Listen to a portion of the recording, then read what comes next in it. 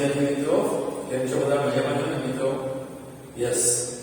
જો મિત્રો, આપણે લાસ્ટ વિડિયોમાં જ્યારે મળ્યા હતા ત્યારે ઓપ્ટેટિવ સેન્ટેન્સ એટલે કે શુભેચ્છા દર્શક વાક્ય નું ઇનડાયરેક્ટ કેવી રીતે કરવું તેનો અભ્યાસ કરી રહ્યા હતા.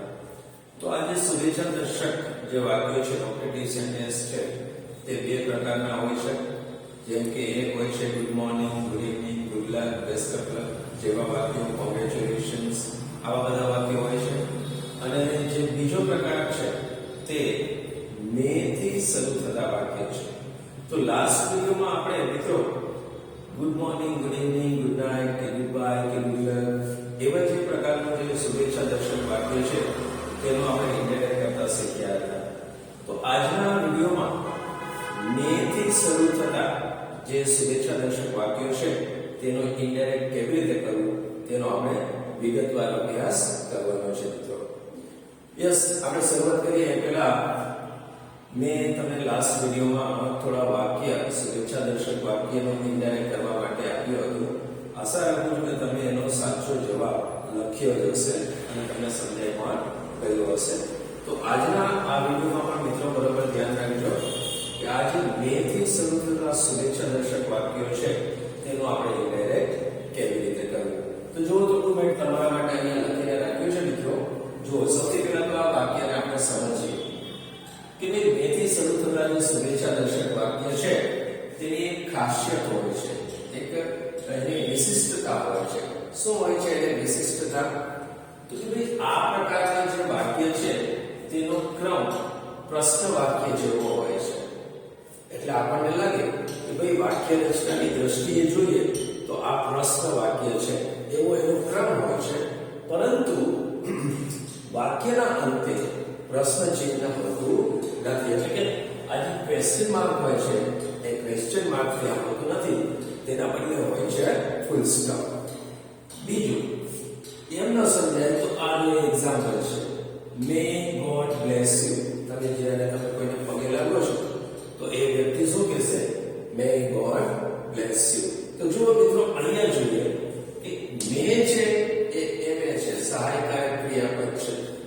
ગોડ છે એ સબ્જેક્ટ છે, બ્લેસ એ ક્રિયાપદ થયું અને યુ એ ઓબ્જેક્ટ થયું.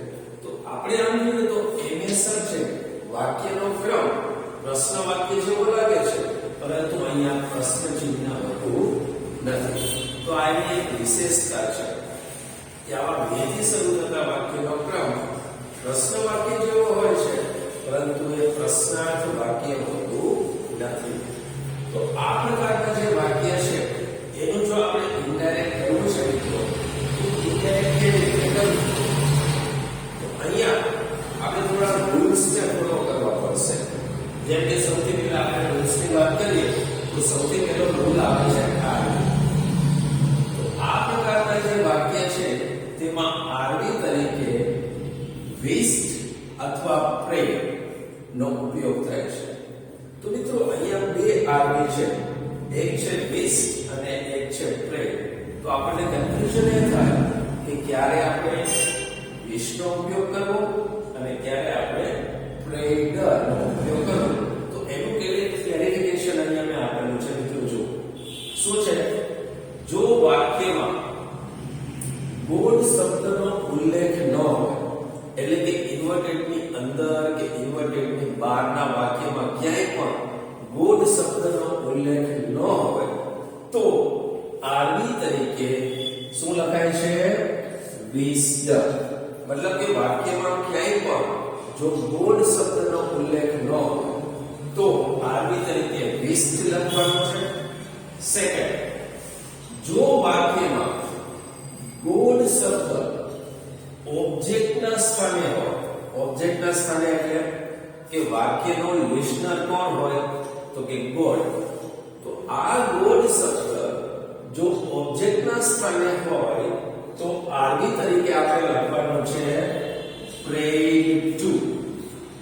મતલબ કે આપણે કંઈ પણ બોલીએ છીએ અને જો એ સાંભળનાર ગોડ હોય તો આરવી તરીકે લખવાનું પ્રેડ ટુ.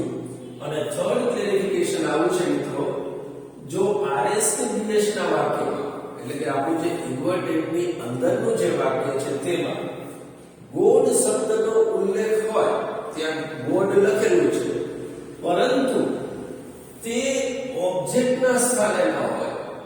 આરએસ કે ડીએસ ની અંદર ગોડ શબ્દ આવ્યો તો ખરો, પણ સાંભળનાર ગોડ નથી, ઓબ્જેક્ટ ગોડ નથી, તો આની તરીકે પ્રેડ ફોર લખવાનું છે. તો આ સૌથી પહેલો રૂલ છે આરવી નો. જો ફરીથી એકવાર આરવી તરીકે વિસ્ટ કે પ્રેડ નો ઉપયોગ થાય છે. વિસ્ટ ક્યારે લેવાનું છે? તો કે વાક્યમાં ક્યાંય પણ જો ગોડ શબ્દ ન હોય તો આરવી લખવાનું છે વિસ્ટ. સેકન્ડ, જો વાક્યમાં ગોડ શબ્દ ઓબ્જેક્ટના સ્થાને હોય, એટલે કે લિસનર તરીકે ગોડ હોય, તો આરવી લખવાનું છે પ્રેડ ટુ. અને જો આરએસ કે ડીએસ ના વાક્યમાં ગોડ શબ્દ છે તો ખરો, પરંતુ એ લિસનર નથી, તો આરવી તરીકે લખવાનું છે પ્રેડ ફોર. તો આ પહેલો રૂલ છે આરવી નો. સેકન્ડ રૂલ શું છે મિત્રો? તો સેકન્ડ રૂલ છે કે આપણે લખીએ અહીંયા. સેકન્ડ રૂલ આવે સંયોજક. હંમેશની જેમ સેકન્ડ રૂલ છે સંયોજક. તો આ પ્રકારના વાક્યમાં સંયોજક તરીકે that નો ઉપયોગ કરવાનો છે. શા માટે કરવાનો છે? તો એના માટે થર્ડ રૂલ લખીએ છીએ કે આ પ્રકારના વાક્યનો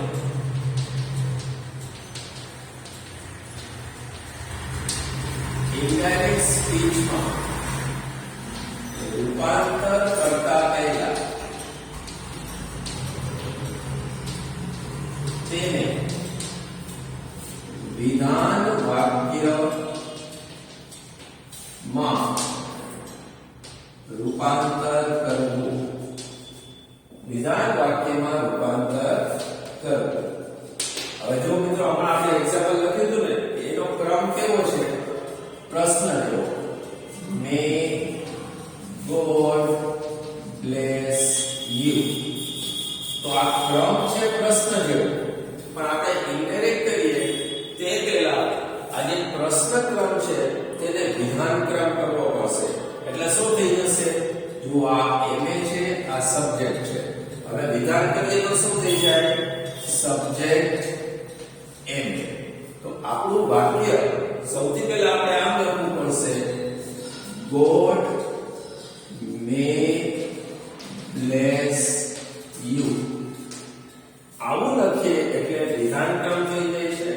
ત્યાર પછી આપણે એનું ઇનડાયરેક્ટ કરવાનું છે, અને વિધાન થઈ જાય છે એટલા માટે સંયોજક લાગે છે that. ત્યાર પછીનો રૂલ શું છે ફ્રેન્ડ્સ? એ પણ આપણે લખીએ.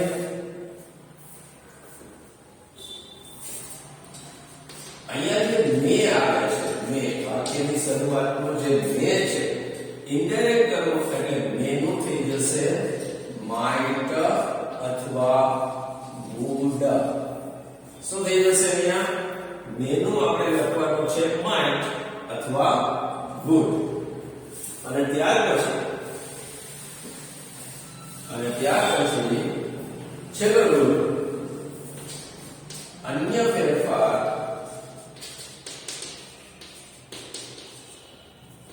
વિધાન વાક્ય મુજબ કરવા. હવે આપણું વાક્ય વિધાન થઈ જાય છે ફ્રેન્ડ્સ, તો જે બીજા કઈ ચેન્જીસ કરવાના છે એ આપણે વિધાન વાક્ય મુજબ કરવાના છે. તો આ છે મે થી શરૂ થતા વાક્યનું ઇનડાયરેક્ટ કરવા માટેના કોમન રૂલ્સ. એકવાર ફરીથી રિપીટ કરું છું. સૌથી પહેલો રૂલ છે આરવી નો. આરવી તરીકે આપણે વિસ્ટ અથવા પ્રેડ લખવાનું છે. ક્યારે વિસ્ટ લખવાનું છે? તો કે વાક્યમાં ક્યાંય પણ ગોડ શબ્દ નથી, તો આપણે આરવી વિસ્ટ લખવાનું છે. વાક્યમાં ઓબ્જેક્ટના સ્થાને ગોડ શબ્દ હોય તો પ્રેડ ટુ લખવાનું છે. અને આરએસ કે ડીએસ ના વાક્યમાં ગોડ શબ્દ છે તો ખરો, પરંતુ એ લિસનર નથી, એટલે કે ઓબ્જેક્ટ નથી, તો આરવી તરીકે લખવાનું છે પ્રેડ ફોર. સેકન્ડ, સંયોજક લાગશે that. થર્ડ, ઇનડાયરેક્ટ કરીએ તે પહેલા આ વાક્યને વિધાન વાક્યમાં રૂપાંતર કરવાનું છે. એટલે કે તેનો જે ક્રમ પ્રશ્ન વાક્ય જેવો છે તેને વિધાન ક્રમમાં લખવું અને ત્યારબાદ તેનું ઇનડાયરેક્ટ કરવાનું. ફોર્થ છે મેનું થશે માઇટ અથવા would અને અન્ય ફેરફાર છે એ આપણે વિધાન વાક્ય મુજબ કરવાના છે. તો આ એના રૂલ્સ છે ફ્રેન્ડ્સ. હવે આ રૂલ્સ ને આપણે જો એક્ઝામ્પલ થી સમજીએ તો વધારે આપણને કન્વીનિયન્ટ રહેશે, સમજાઈ જશે. તો એના માટે આપણે અહીંયા એક એક્ઝામ્પલ લખીએ.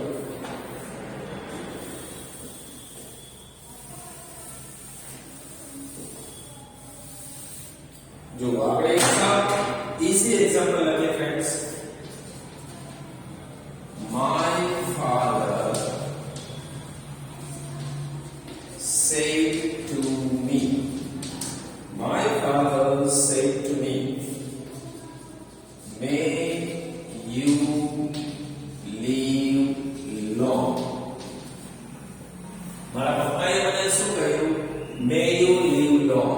આનું આપણે ગુજરાતી કરીએ તો શું થાય કે દીર્ઘાયુ ભવ. સંસ્કૃતમાં બોલે ને દીર્ઘાયુ ભવ, ચિરંજીવી ભવ. લીવ લોંગ એટલે લાંબુ આયુષ્ય જીવવું. તો અહીંયા આપણને જો સૌથી પહેલા અહીંયા જોઈએ તો મે થી વાક્ય શરૂ થયું છે. ક્રમ છે પ્રશ્ન વાક્ય જેવું છે, પરંતુ અહીંયા ક્વેશ્ચન માર્ક નથી. તો સૌથી પહેલા ચેન્જ કરીશું આપણે આરવી માં. આરવી બીસ્ટ અથવા પ્રાઇડ લખવાનું છે. તો અહીંયા કે અહીંયા ક્યાંય પણ ગોડ શબ્દ નથી. ગોડ શબ્દ નથી તો આપણે આરવી શું લખીશું? Beast.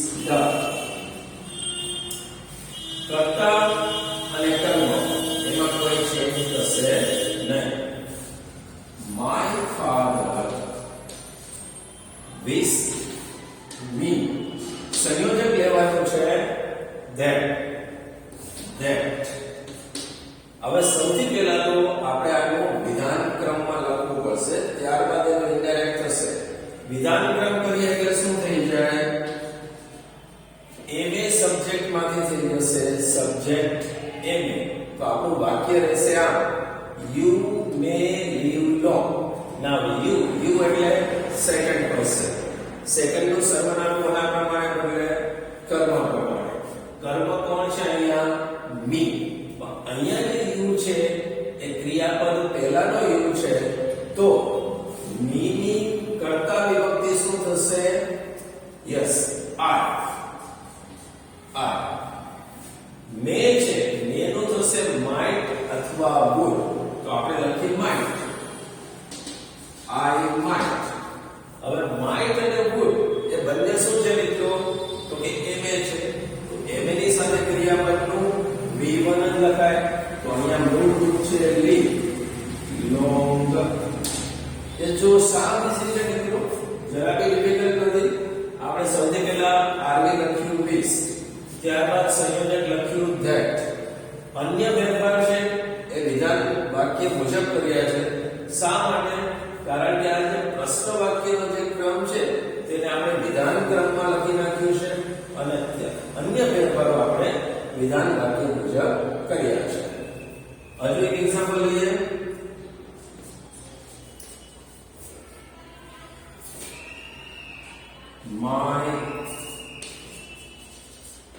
My friend said to me, may you be successful. May you be successful in your life. જો અહીંયાની શુભેચ્છા આપી છે, may you be successful in your life. એટલે કે મારો મિત્ર મને એવું કહે છે કે તું તારું જે જીવન છે તે જીવનમાં સફળ થા. તો અહીંયા શુભેચ્છા આપી છે. સૌથી પહેલો ચેન્જ આપણે કરીશું આરવી માં. said to ની જગ્યાએ આરવી તરીકે શું લખશું હોય મિત્રો? યસ. તો આપણે અહીંયા જોયું કે અહીંયા કે અહીંયા ક્યાંય પણ ગોડ શબ્દનો ઉલ્લેખ નથી.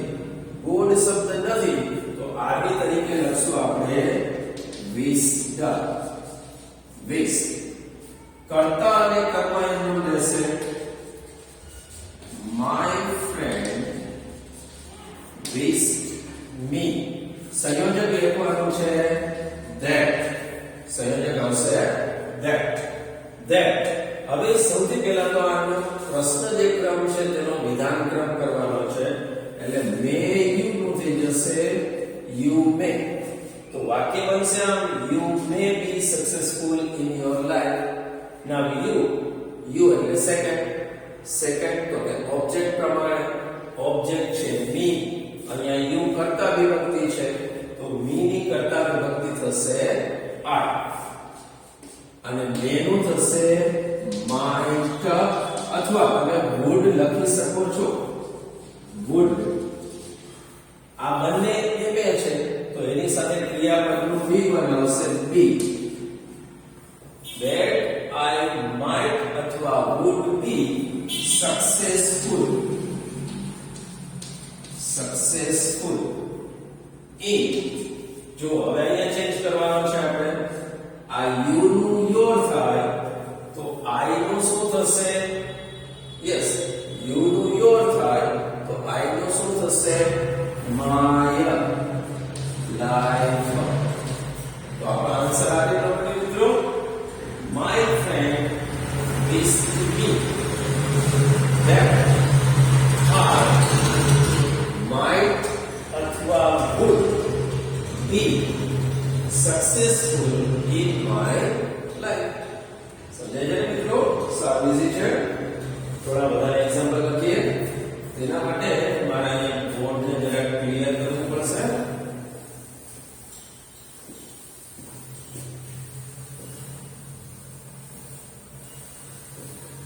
ચાલો, મેં બોર્ડ ક્લિયર કરી દીધું. હવે એકાદ વધારે એક્ઝામ્પલ લખીએ. My parents say to me. My parents said to me, may God be with you all your life. જો અહીંયા મારા પેરેન્ટ્સે મને શું કહ્યું? તો શુભેચ્છા આપી છે. કઈ રીતે શુભેચ્છા આપી છે? કે may God be with you all your life, કે તારા સંપૂર્ણ જીવન દરમિયાન તને કુદરતની સહાય મળે, ભગવાનની સહાય મળે તેવી મને શુભેચ્છા આપી છે. હવે જોઈએ સૌથી પહેલો ચેન્જ ક્યાં કરવાનો છે આપણે? તો કે આર્મી માં. પણ આર્મી શું લખશું અહીંયા મિત્રો? યસ, તો અહીંયા આપણને ગોડ શબ્દ જોવા મળે છે, પણ આ ગોડ શબ્દ છે એ લિસનર નથી. લિસનર કોણ છે? મી. તો આરએસ ના વાક્યમાં ગોડ શબ્દ તો છે પણ એ લિસનર એટલે કે ઓબ્જેક્ટ નથી. તો આપણે આરવી શું લખવાનું છે?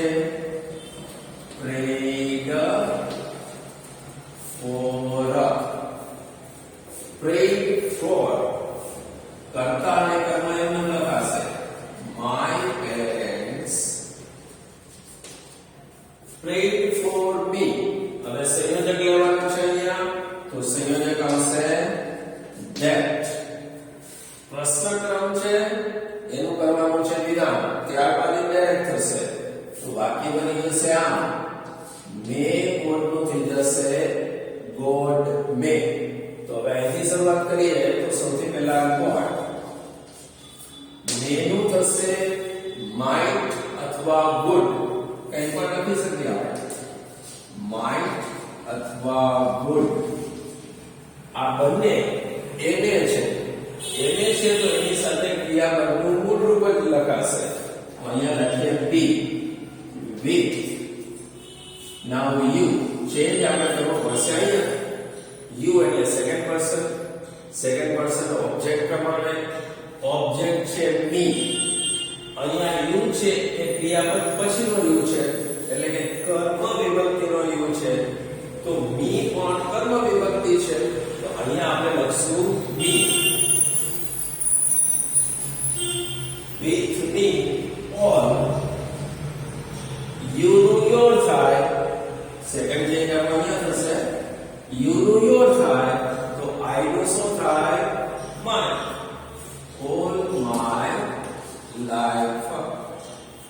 આન્સર આ રીતનો થયો. My parents prayed for me that God might અથવા would એ બંને એને છે તો ક્રિયાપદનું V1 be with me all my life. હવે એક એક્ઝામ્પલ લઈએ ફ્રેન્ડ્સ.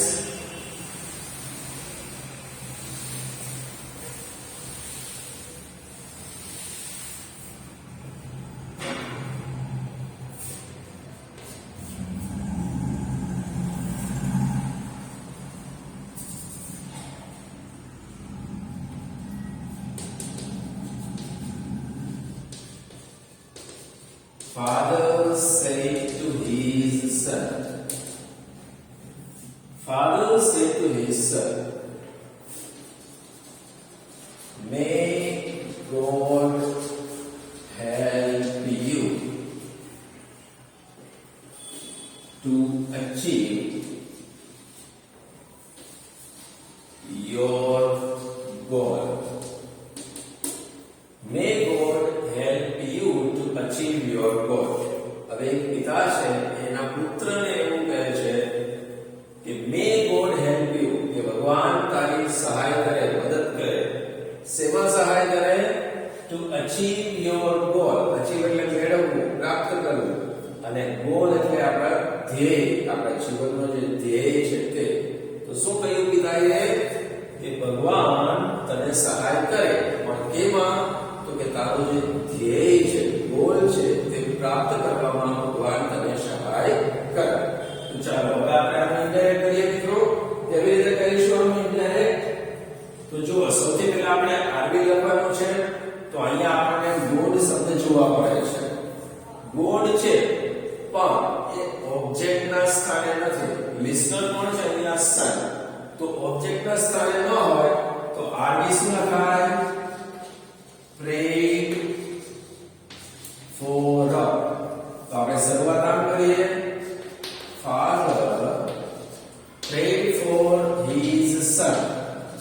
સંયોજક શું લેવાનું છે? that. હવે શું કરવાનું છે? તો કે સૌથી પહેલા પ્રશ્ન ક્રમમાં જે વાક્ય છે તેનો વિધાન ક્રમ કરવાનો. તો વિધાન ક્રમ થશે આ may God નો થઈ જશે God may. તો શરૂઆત કરીએ અહીંથી. God may નું થશે might અથવા would. આ બંને એમે છે તો તેની સાથે ક્રિયાપદનું મૂળ રૂપ help. you એટલે સેકન્ડ. સેકન્ડ ઓબ્જેક્ટ પ્રમાણે. ઓબ્જેક્ટ છે સન. તો સન નું સર્વનામ શું થાય? he. પણ અહીંયાની યુ છે એ કર્મના સ્થાને છે. ક્રિયાપદ પછીનો યુ છે તો હી ની કર્મ વિભક્તિ શું થાય? him. help him to achieve. A infinitive છે, એમાં કોઈ ચેન્જ ન થાય. achieve. યુ નું યોર થતું હોય તો હી નું શું થાય? his. his goal. સમજાયું મિત્રો? તો આપણો આન્સર છે Father prayed for his son that God might અથવા would help him to achieve his goal. That's it. સાવ easy છે મિત્રો, જરા બી ડિફિકલ્ટ નથી. એક વધારે એક્ઝામ્પલ લખીએ આપણે.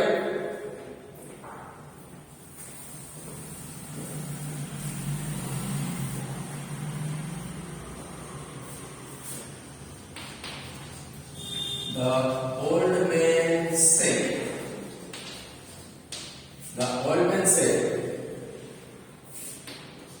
may we have your mercy. God, may we have your mercy. God, mercy એટલે કૃપા, દયા. તો જો એ વૃદ્ધ માણસ શું કહે છે કે અમારા પર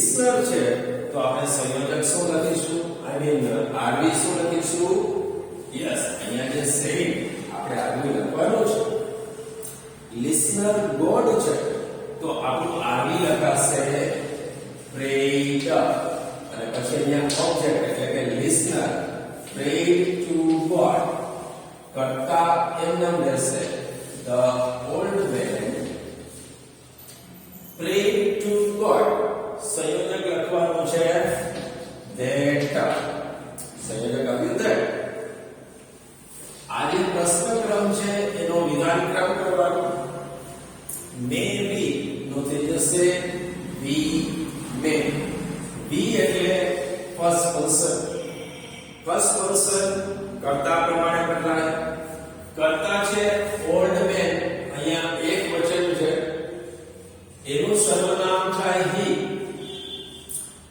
પહેલો પુરુષ બહુવચન કર્તા પ્રમાણે ચેન્જ કરીએ છીએ તો મળે છે ત્રીજો પુરુષ એક વચન કોઈ ટેન્શન નહીં લેવાનું ત્રીજો પુરુષ બહુવચન કરી નાખો તો વી નું થશે they મે છે મે નું લખવાનું છે might અથવા would they might અથવા would આ બંને એમે છે તો તેની સાથે ક્રિયાપદનું would નું have your એટલે સેકન્ડ ઓબ્જેક્ટ પ્રમાણે ઓબ્જેક્ટ છે God તો God નું સર્વનામ થાય he you નું your તો he નું his may have his mercy સમજાયું મિત્રો તો આપણો જવાબ આ the old man prayed to God that they might અથવા would have his mercy સમજાય છે મિત્રો બહુ સારી ઈઝી છે જરા ડિફિકલ્ટ નથી પણ આપણે પણ સમયની અમુક મર્યાદાઓ હોય છે મિત્રો તો એનું પણ આપણે ધ્યાન રાખવાનું હોય છે તો આજના વિડીયોમાં આપણે આટલું રાખીએ છીએ ફ્રેન્ડ્સ નેક્સ્ટ વિડીયોમાં આપણે જ્યારે મળીશું ત્યારે થોડી વધારે આગળ ચર્ચા કરીશું એટલે બરોબર ધ્યાન રાખીને અભ્યાસ કરજો સમજજો અને આપણે નજીકના ભવિષ્યમાં મળીશું C you soon thank you